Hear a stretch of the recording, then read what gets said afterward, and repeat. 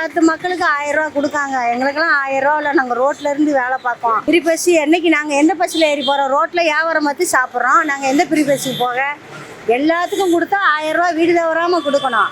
எல்லாத்துக்கும் car பங்களம் word வசதி இருக்கிறவங்களுக்கு 1000 ரூபா கொடுத்துருக்காங்க. ஸ்டாலின்னு எங்களுக்கெல்லாம் கொடுக்கல. நான் 4-5 தடவை போய் எழுதி போட்டேன், கொடுக்கவே இல்லை. எல்லா மக்களுக்கும் செய்யணும்ல. எவனா கொள்ளையடிச்சு சாராயம் குடிச்சு அதை குடிச்சு சாகுறேன், அவனுக்கு கோடிக்கணக்கில் கொடுக்கான். இல்லாதவங்களுக்கு கொடுக்கணும்ல.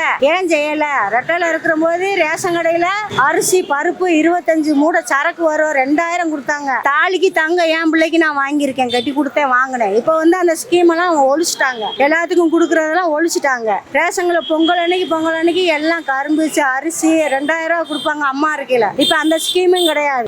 எல்லாரும் ஒழிச்சிட்டாங்க. எல்லாத்தையும் மக்களுக்கு செய்யணும்ல. இல்லாதவங்களுக்கு படிக்கிறதுக்கு எல்லாம் ரேப் லெட்டர் எல்லாம் அம்மா கொடுத்தாங்க. இவங்க ஒண்ணுமே கொடுக்கவே இல்லை. எங்களுக்கெல்லாம் இன்னும் 1000 ரூபா வாங்கலாம். எல்லாரும் எங்க தெருவில் வாங்குறாங்க. நான் எழுதி போட்டேன், எனக்கு வரவே இல்லை. உதயசூரி எல்லாம் இனிமேல் வரக்கூடாது. பூரா கொள்ளை கொடுமை, பொம்பளையில கொள்ளை கற்பழிக்க கொலை செய்ய இந்த ஆட்சியில ரொம்ப கொலை நடக்கும்.